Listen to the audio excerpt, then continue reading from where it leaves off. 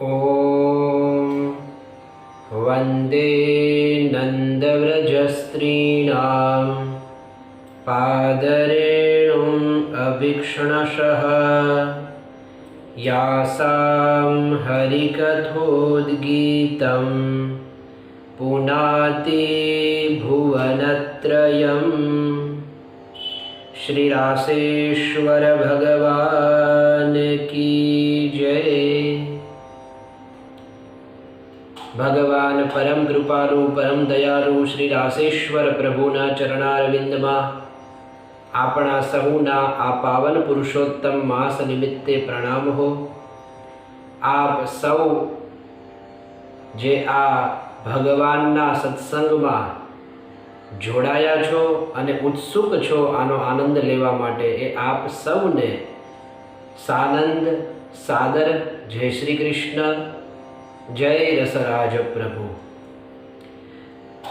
ભગવાન શ્રી કૃષ્ણના આ રસ સ્વરૂપનો જય આપણે એટલા માટે કર્યો કે આપણે એટલા દિવસ સુધી બેસી, આમ તો આખો પુરુષોત્તમ માસ બેસી અને ભગવાન શ્રી રસરાજ પ્રભુની ચર્ચા કરવાના છીએ। ભગવાન શ્રી હરિની વિશે કહેલી વાતો, ભગવાન શ્રી હરિની લીલા અને ભગવાન શ્રી હરિના જે ચરિત્રો છે એનું શ્રવણ કરવાથી મારું અને આપનું જીવન મંગલમય બને છે। અને એ એવા સમયે જ્યારે શ્રવણ કરવામાં આવે જ્યારે આ સમય અમૂલ્ય ગણાતો હોય। એટલે કે જે પાવન પુરુષોત્તમ માસમાં હું અને આપ સત્સંગ કરી રહ્યા છીએ, આ પુરુષોત્તમ માસને ઋષિઓ ઉત્તમ માસ કહે છે। સ્વયં ભગવાન શ્રી હરિએ આ માસનું મહત્વ બતાવ્યું છે। આ પુરુષોત્તમ માસ એટલા માટે છે, આમ તો આને મલમાસ પણ કહે છે। દરેક તિથિઓનો જે વધઘટ થતી હોય, જે તિથિઓ ક્ષીણ થતી હોય ને જે વૃદ્ધિ પામતી હોય, અને એ બચેલી તિથિઓનો જો એક 3 વર્ષે માસ બનીને નીકળે એને હું ને આપ પુરુષોત્તમ માસ તરીકે જાણીએ છીએ। એવી એક કથા પણ છે કે આ મલમાસ ચિંતિત હતો, એ વિચારતો હતો કે મારી ઉપર અધિકાર કરવાવાળા દેવ કોણ? કારણ કે દરેક માસના કોઈને કોઈ દેવતાઓ છે, દરેક માસને કોઈનો આધાર છે, તો આ મલમાસને કોનો આધાર? એવા સમયે એ ભગવાન શ્રી હરિના શરણે જાય છે, ભગવાનને પ્રાર્થના કરે છે, પ્રભુ મારો સ્વીકાર કોઈ જ કરતું નથી, મને બધા મલમાસ ગણે છે, એટલા માટે મને કોઈ સ્વીકારતું નથી। અને એવા સમયે ભગવાન શ્રી હરિએ કૃપા કરીને આ મલમાસનો સ્વીકાર કર્યો છે અને સ્વયં એવું બોલ્યા છે કે આજથી હું તારો અધીશ્વર છું। હવે આ માસને કોઈ મલમાસ નહીં કહે, હવે આ માસ પુરુષોત્તમ માસ તરીકે ઓળખાશે। અને એ પછી આ પુરુષોત્તમ માસમાં ભગવાનની લીલાઓનું શ્રવણ કરવું, ભગવાનનું ચિંતન કરવું, ભગવાનના નામો ગાવા અથવા તો ભગવાનના નામ લેવા, આ બધું જ મંગલમય છે। કહે છે કે આ માસમાં લીધેલું પરમાત્માનું એક પણ નામ અનંત ગણું પુણ્ય આપે છે। અને ભાગ્યશાળી છે એવા લોકો કે જે આ માસમાં ખૂબ પ્રેમથી ભગવાન શ્રી હરિના ગુણગાન ગાય છે અને બીજાને આનો લાભ લેવડાવે છે। તો આ માસનું મહત્વ છે અને એટલા માટે આ પાવન પુરુષોત્તમ માસમાં હું અને આપ એકત્રિત થઈ અને આ રીતે સત્સંગ કરીએ છીએ। એક ઘડી આધી મેં પુનિયાદ, એક ઘડી એમાંથી પણ અડધી ઘડી અને અડધીમાંથી અડધી પુનિયાદ। તુલસી સંગત સાધુ કી કટે કોટી અપરાધ। સત્સંગનો લાભ લે એના તો અનેક જન્મના કરેલા અપરાધ પણ મુક્ત થઈ જાય છે। કાક હોત પિક બકૌ મરાલા। શ્રી રામચરિત માનસમાં તુલસીદાસજી સ્પષ્ટ કહે છે કે મજ્જન ફલ પેખીય તત્કાલા। એ જ સમયે જ્યારે સત્સંગ કરવા માણસ બેસે છે એવા સમયે, એ જ સમયે કાક હોત પિક, કોઈ કાગડો હોય તો એ કોયલ થઈ જાય, અને બકૌ મરાલા, એ કોઈ બગલો હોય તો એ રાજહંસ બની જાય। બસ આ સત્સંગનું મહત્વ છે અને એટલા માટે હું ને તમે આ પાવન સત્સંગમાં એકત્રિત થયા છીએ। તો આવો ભગવાન શ્રી હરિની કૃપાથી આપણા મનમાં જે એક સંકલ્પ ઉઠેલો કે આ માસ દરમિયાન આપણે રાસલીલા વિશે ચર્ચા કરીએ, બસ એ જ લીલામાં પ્રવિષ્ટ થઈએ. રાસલીલા એ સામાન્ય રીતે આપણને પુરુષ છીએ અને જીવ છીએ એટલે એવું દેખાય કે કોઈ સ્ત્રી અને પુરુષની લીલા છે. પણ જ્યારે આપણે આ વિષયમાં સત્સંગ કરીશું ત્યારે આપણે શ્રી સુખદેવજીના મુખેથી, અનેક આચાર્યોના મુખેથી એ શ્રવણ કરીશું કે આ લીલા એ કોઈ સામાન્ય લીલા નથી, આ કોઈ મનુષ્ય અને સ્ત્રીની લીલા નથી. આ લીલા સ્વયં રાસેશ્વર પ્રભુ જે યોગેશ્વરેશ્વર છે એમની આ લીલા છે. અને એટલા માટે આ પાવન પુરુષોત્તમ માસમાં આપણે પણ રાસના અધિકારી બનીએ એ હેતુથી ભગવાન શ્રી હરિના આ રાસલીલાના પ્રસંગે સત્સંગ કરીશું. કારણ કે આ રાસલીલા એવી છે કે એમાં ગમે તેને અધિકાર પ્રાપ્ત થતો નથી. હું ને તમે રાસલીલામાં પ્રવિષ્ટ થઈ શકતા નથી, કારણ કે મારું અને આપનું મન ગોપી જેવું વિશુદ્ધ નથી. આપણા મનમાં કંઈક ને કંઈક વાસનાઓ હોય છે, કંઈક ને કંઈક ઈચ્છાઓ હોય છે, જેના કારણે સુખ દુઃખ દ્વંદ્વમય આપણું આ જીવન હોય છે. પણ ગોપીઓના મનમાં કોઈ જ દ્વંદ્વ નથી.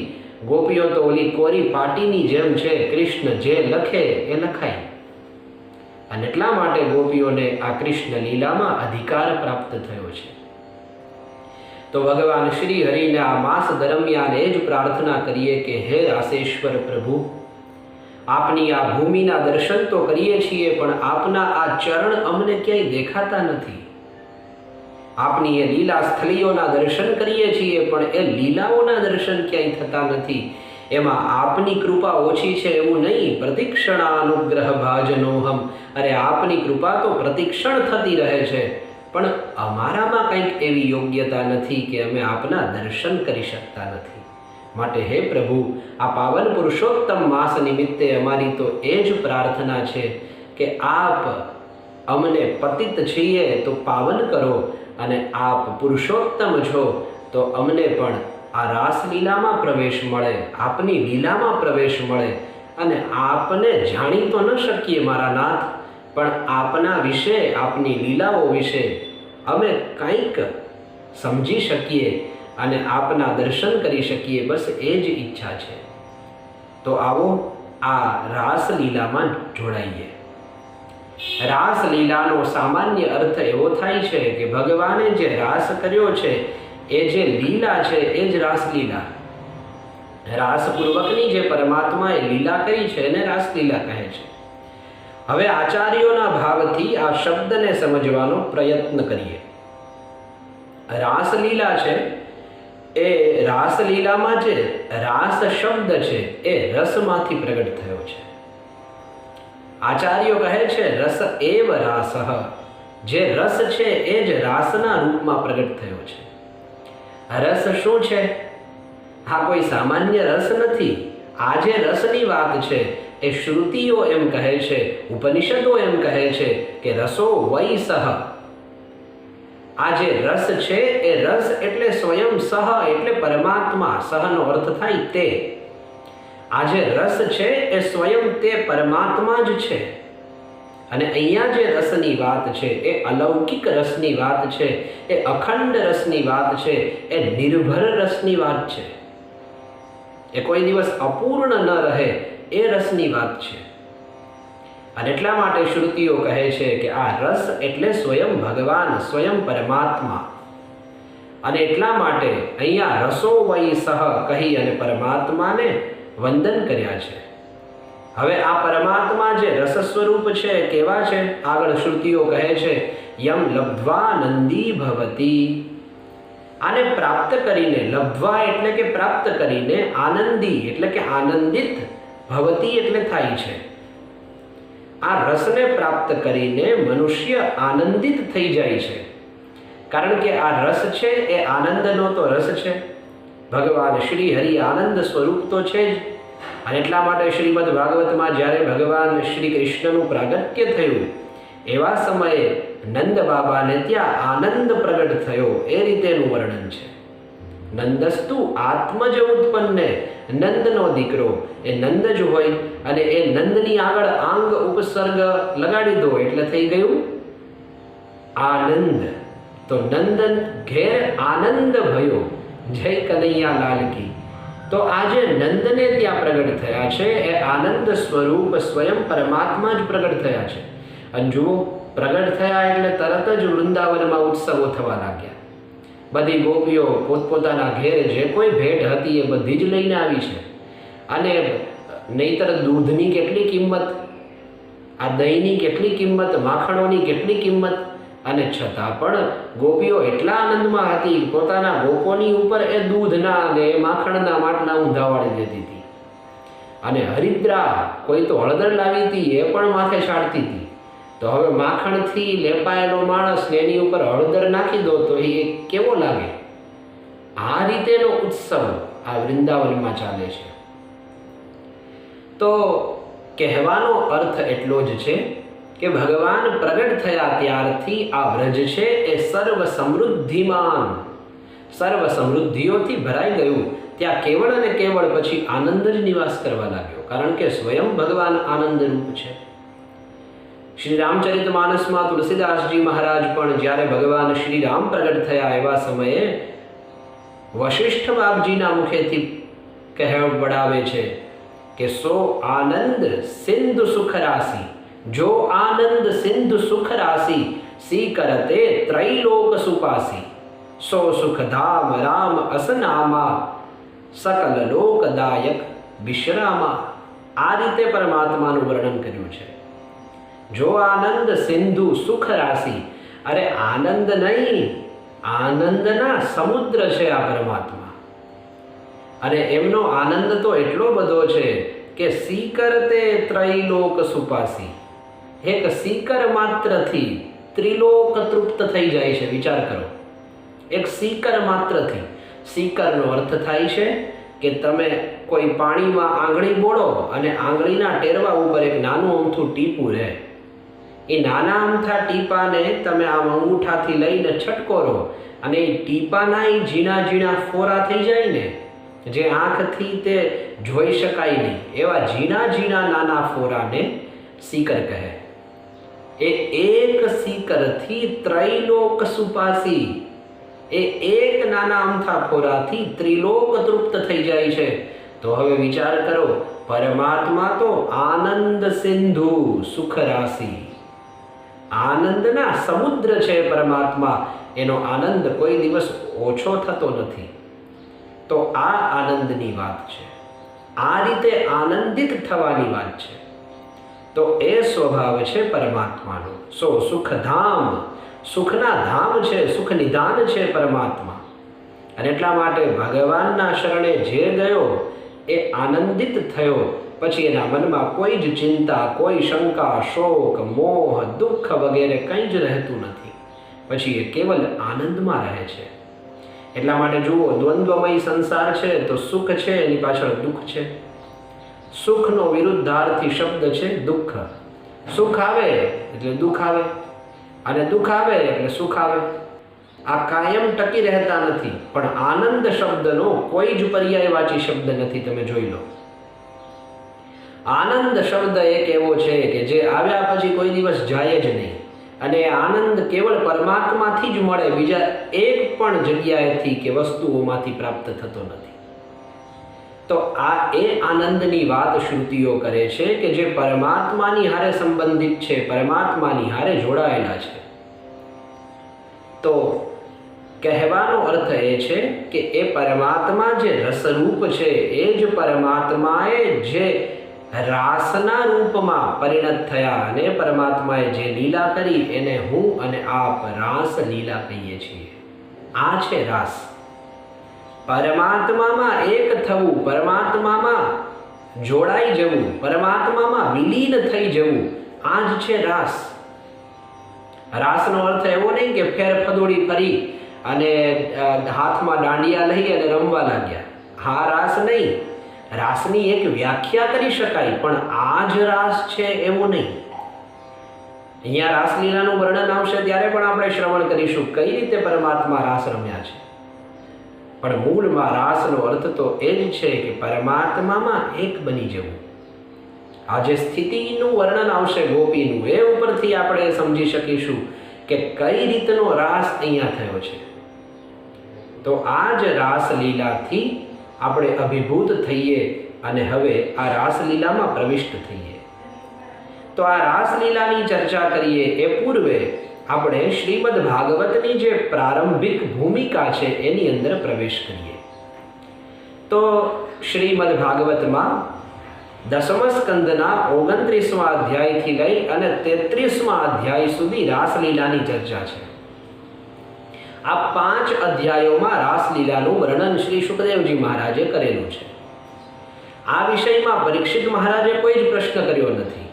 પરીક્ષિત મહારાજે કોઈ જ પ્રાર્થના કરી નથી કે મહારાજ કૃષ્ણના આ રાસ વિશે કોઈ કથા હોય તો મને કહો.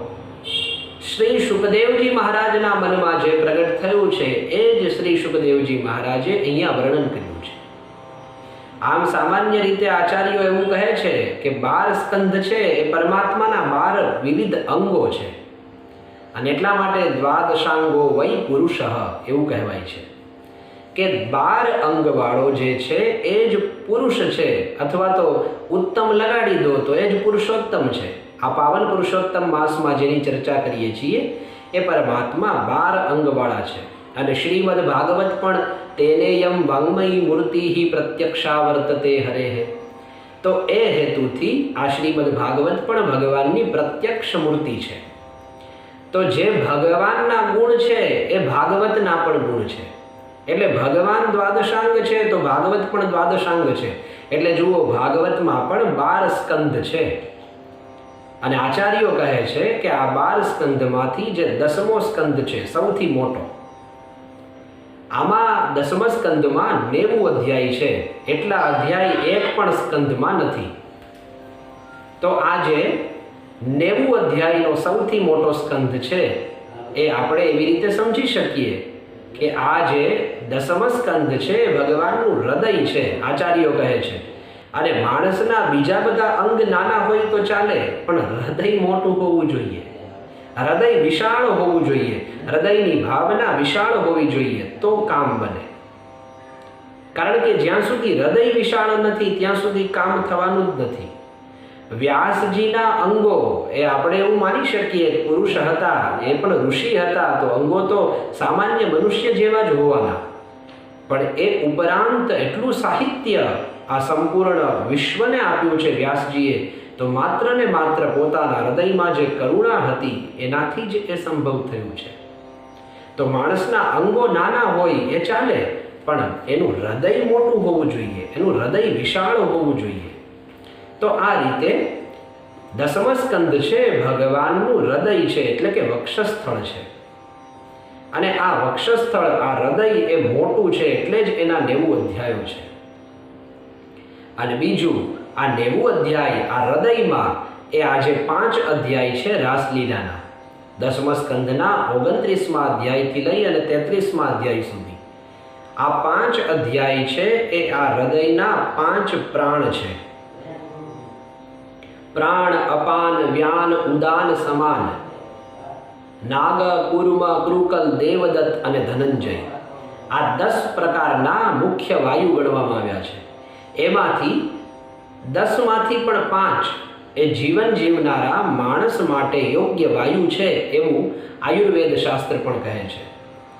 હૃદિ પ્રાણો ગુદેપાન સમાનો નાભિમંડલે ઉદાન કંઠદેશસ્થ વ્યાન સર્વ શરીરગ. આ રીતે કઈ જગ્યાએ કયો વાયુ રહેલો છે એનું પણ વર્ણન છે. તો કહે છે કે આ 5 અધ્યાય એ પંચ પ્રાણ છે અને આ પંચ પ્રાણ એ જ રાસલીલા. આ 5 પ્રાણ સ્વરૂપ રાસલીલા છે. એટલે આપણે સમજી શકીએ કે આને કેટલું મહત્વ આપેલું છે. આ કોઈ સામાન્ય લીલા નથી, આ કોઈ સ્ત્રી પુરુષની લીલા નથી. આ સ્વયં ભગવાન શ્રી હરિએ જે કરી છે એ લીલા છે. આ સ્વયં પરમાત્મામાં એક થવાની જે વાત છે એ લીલા છે. આ કોઈ સામાન્ય લીલા નથી. અને એટલા માટે આપણે આ લીલાનું શ્રવણ કરી રહ્યા છીએ. તો શ્રીમદ ભાગવતમાં આ રાસલીલાની પ્રારંભિક ભૂમિકા એ 10મા સ્કંદના 22મા અધ્યાયથી શરૂ થાય છે. કહે છે કે આ અધ્યાયમાં ચીરહરણની લીલા છે. જ્યારે હેમંતે પ્રથમે માસી નંદ બ્રજકુમારિકા ચેરુર્હવિષ્યમ ભુંજાનઃ કાત્યાયન્યર્ચન વ્રતમ. નંદ વ્રજકુમારિકાઓ જે હતી, વ્રજકુમારિકા એ બધી જ કુમારિકાઓએ એક સમયે એવું નક્કી કર્યું કે આપણે મળીને કાત્યાયનીનું વ્રત કરીએ. અને હેમંત ઋતુમાં પ્રથમ માસમાં આ વ્રતનું આરાધન શરૂ કર્યું. કહે છે કે બધી જ ગોપીઓ અન્યોન્યા બદ્ધબાહવઃ એકબીજાના હાથ પકડી અને ભગવાન શ્રી હરિની પ્રાપ્તિની ઈચ્છાથી કાત્યાયનીનું વ્રત કરવા માટે જાય છે. વ્રત કરવા માટે ગઈ મહા દેવી સ્વરૂપી એવી માતા કાત્યાયનીનું વ્રત કરવા લાગી. વ્રત કરતા કરતા મા કાત્યાયનીને હાથ જોડીને પ્રણામ કરીને પ્રાર્થના કરે છે. કાત્યાયની મહામાયે મહાયોગિન્યધીશ્વરી નંદ ગોપસુતમ દેવી પતિમ મે કુરુતે નમઃ. પ્રાર્થના કરતા કહે છે, હે કાત્યાયની, હે મહામાયે, મહામાયા છો આપ. કાત્યાયની મહામાયે મહાયોગીની અધીશ્વરી નંદ ગોપસુતમ દેવી પતિમ મે કુરુ.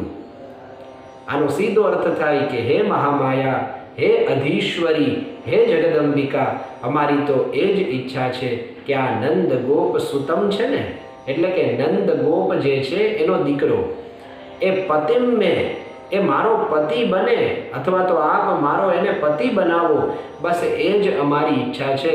અને એટલા માટે તે નમઃ, આપને અમે નમસ્કાર કરીએ છીએ, એટલે તો અમે મળીને આપનું વ્રત કર્યું છે.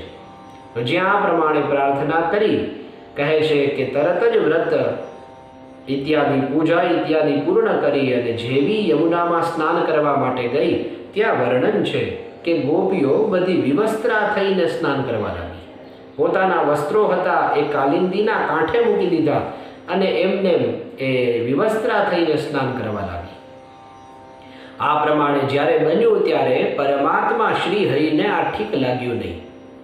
અને એટલા માટે અહીંયા સ્પષ્ટ લખ્યું છે, 10મા સ્કંદના 22મા અધ્યાયમાં 8મો શ્લોક, ત્યાં સ્પષ્ટ લખ્યું છે કે વયસ્યૈરાવૃતસ્તત્ર ગતસ્તત્કર્મ સિદ્ધયે.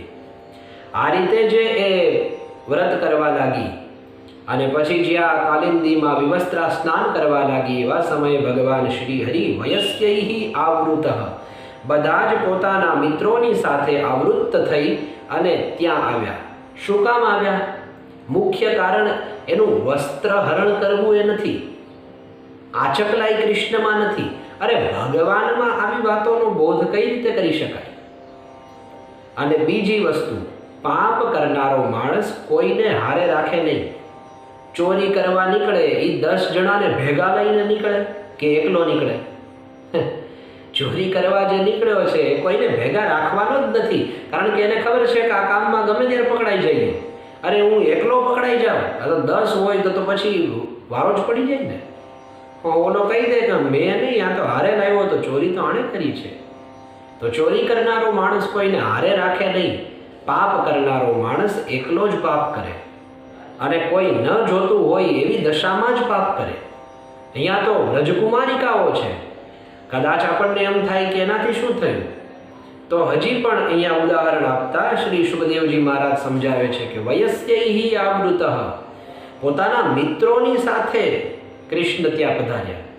અને શું કરવા પધાર્યા? વસ્ત્રહરણ કરવા નહીં. સ્પષ્ટ લખ્યું છે ગતસ્તત્કર્મ સિદ્ધયે. ગોપીઓના મનમાં જે કર્મ સિદ્ધિ ફલીભૂત થઈ રહી છે, એ કર્મની સિદ્ધિ પ્રાપ્ત કરાવવા માટે ભગવાન શ્રી કૃષ્ણ ત્યાં પધાર્યા છે. એનું જે કર્મ છે એને સિદ્ધ કરવા માટે ભગવાન ત્યાં ગયા છે. આ વસ્ત્રહરણ એ તો અલગ લીલા છે, અને એટલા માટે છે કે ગોપીઓ એ શ્રુતિમાં એવું કહ્યું છે કે નગ્નમ ન સ્નાયાત, કોઈ દિવસ વિવસ્ત્ર સ્નાન નદીમાં પડીને ન કરવું જોઈએ. અંગ ઉપર એક કપડું તો હોવું જ જોઈએ, આ નિયમ છે. નદીમાં કોઈ દિવસ નિર્વસ્ત્ર સ્નાન ન કરી શકાય. એ જે નદીના જલના દેવતા છે એનો અપરાધ છે. અને એટલા માટે આવી પવિત્ર નદીઓનું અપમાન ગોપીઓ થકી થાય એ પરમાત્મા ઈચ્છતા નથી. અને એટલા માટે આ તો કુમારિકાઓ છે, એનું માર્ગદર્શન કરવા માટે પરમાત્મા ત્યાં ગયા છે. અને જેવી વસ્ત્રા સ્નાન કરતી હતી એ ગોપીઓના વસ્ત્રો પરમાત્માએ લઈ લીધા અને કદંબના વૃક્ષ ઉપર ચડી ગયા. પછી તો ભગવાન શ્રી કૃષ્ણને આ રીતે વસ્ત્ર લેતા જોયા એટલે ગોપીઓ પ્રાર્થના કરવા લાગી, પ્રભુ અમને આ વસ્ત્ર આપી દો. પરમાત્માએ કીધું, એ રીતે આ વસ્ત્ર મળે નહીં, તમારે આવીને અહીંયા લઈ જાઓ ને પછી તમે પહેરી લો તો મળે. એટલે ગોપીઓએ ના પાડી, પ્રભુ આ રીતે બની શકે નહીં, અમે કઈ રીતે આવીએ, નિર્વસ્ત્ર થઈને આપની પાસે આવવું એ કઈ રીતે બને? અને પછી પરમાત્મા માનો એ સમજાવે છે કે હજી પણ વસ્ત્રમાં તમને મમતા છે અને તમારી ઈચ્છા તો ત્યારે પૂરી થશે જ્યારે તમે સિદ્ધ બની જશો. તમારા મનમાં કોઈ પણ પ્રકારની વાસના રહેશે નહીં. હજી પણ તમને શરીરમાં મમત્વ છે, હું શરીર છું એવી બુદ્ધિ છે અને એટલા માટે આ લજ્જા એનાથી યુક્ત તમે હજી પણ રહો છો. ભગવાન શ્રી કૃષ્ણ ગોપીઓની ઈચ્છા પૂરી કરવા માંગે છે જે ગોપીઓએ માંગ્યું છે. કાત્યાયનીને પ્રાર્થના કરી છે ગોપીઓએ કે આ નંદ ગોપ સુતમ દેવી પતિમ મે કુરુતે નમઃ સ્પષ્ટ પ્રાર્થના કરી છે કે અમારા પતિ બને, પણ ભગવાન તો એના પતિ બને જે જગતની લજ્જા છોડી દે. મીરાબાઈને જુઓ, અબ તો બાત ફેલ ગઈ જાને સબ કોઈ, મેરો તો गिरधर गोपाल दूसरो न कोई. આ છે સંસારની બીકથી ભક્તિને છોડી દે, ભક્તિને પકડી રાખે. સંસારની લજ્જા છૂટવી હોય તો છૂટી જાય, પણ ભક્તિ ન છોડે. આ ભક્તનું લક્ષણ છે.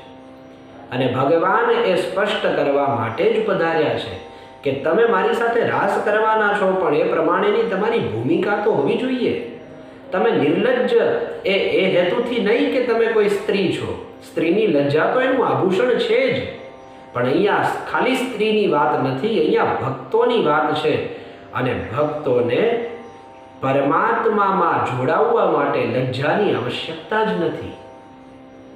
અને એટલા માટે નારદજીને જુઓ, નામાન્યનંતસ્ય હતત્રપઃ પઠન. જ્યાં પણ ભક્તોની વાત આવી છે તમે જોજો, એમાં લજ્જાની વાત જ નથી. પ્રહલાદની પણ વાત આવી છે શ્રીમદ ભાગવતમાં, ત્યાં પણ જોજો પ્રહલાદજીએ લજ્જા કોઈની રાખી જ નથી. અબ તો બાત ફેલ ગઈ જાને સબ કોઈ, બધાઈને ખબર છે હું કોની છું. તો પરમાત્મામાં જોડાવવા માટે સંસારની લજ્જાની આવશ્યકતા જ નથી. હતત્રપઃ, ત્રપાનો અર્થ છે લજ્જા છોડી દીધી બિલકુલ, કે હવે હું ઉન્મત્ત થઈને હરિના ગુણગાન કરીશ. આ રીતેની ભૂમિકા એ ભક્તોની માટે શ્રેષ્ઠ છે. તો ગોપીઓની ભૂમિકા એ રીતેની બનાવવા માટે પરમાત્માએ આ લીલા કરી છે. અને જ્યાં સુધી શરીરમાં મમતા છે ત્યાં સુધી ભગવાન શ્રી હરિએ એમને વસ્ત્ર આપ્યા નહીં. પણ પછી જેવી ગોપીઓ કહે છે કે જળમાંથી બહાર આવી અને પોતાના દેહની લજ્જા છોડી શ્રી હરિએ પોતાના જ પ્રસાદ રૂપ જે વસ્ત્ર હતા એ ગોપીઓને આપી દીધા કે હવે તમે નિર્લજ્જ થઈ ગયા છો ભક્તિમાં. અને ભક્તિમાં નિર્લજ્જપણું એ ભક્તિનું વિભૂષણ છે.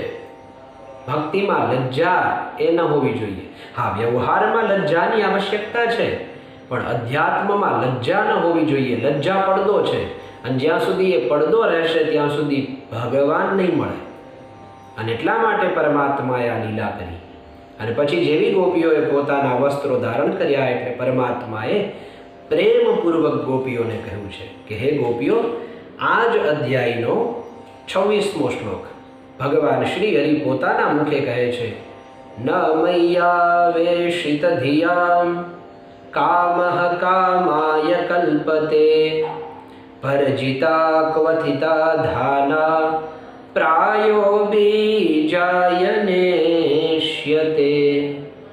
ભગવાન શ્રી હરિ કહે છે કે હવે તમે સિદ્ધ થઈ ગયા છો, કારણ કે ન મય્યાવેશિત ધિયામ કામઃ કામાય કલ્પતે. મારામાં જે આવેશિત ધિયા એટલે બુદ્ધિવાળા જે બની ગયા છે એ કામઃ કામાય કલ્પતે ન, પછી જેની કામના છે એ વાસનાઓ માટે હોતી નથી.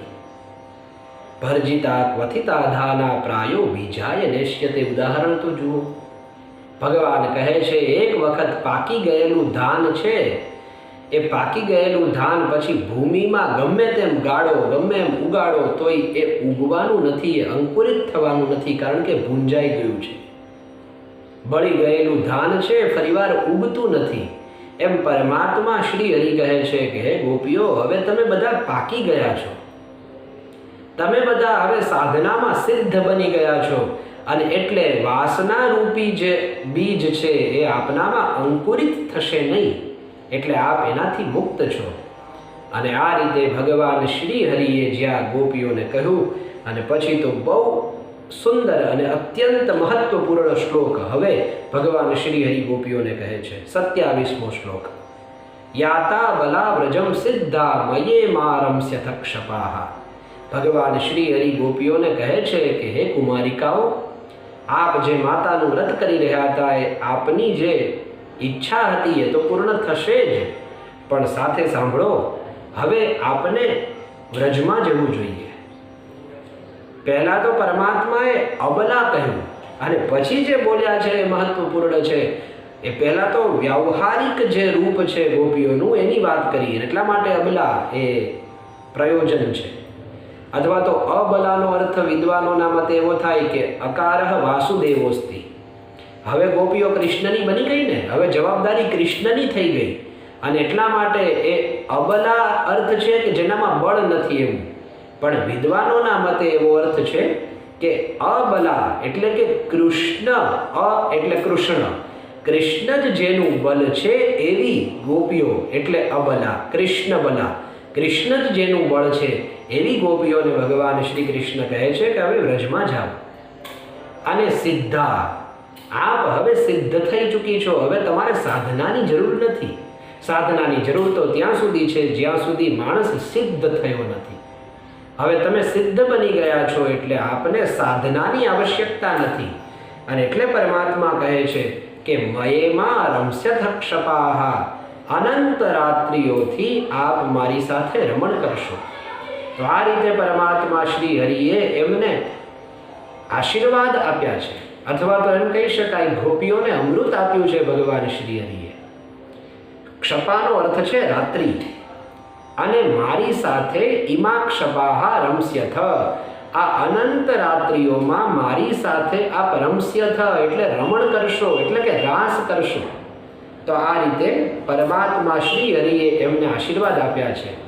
અને એના થકી જ પછી આ 22મો અધ્યાય છે અને 29મા અધ્યાયથી પરમાત્મા એ રાસલીલા માટેનું સ્ટેજ તૈયાર કરશે.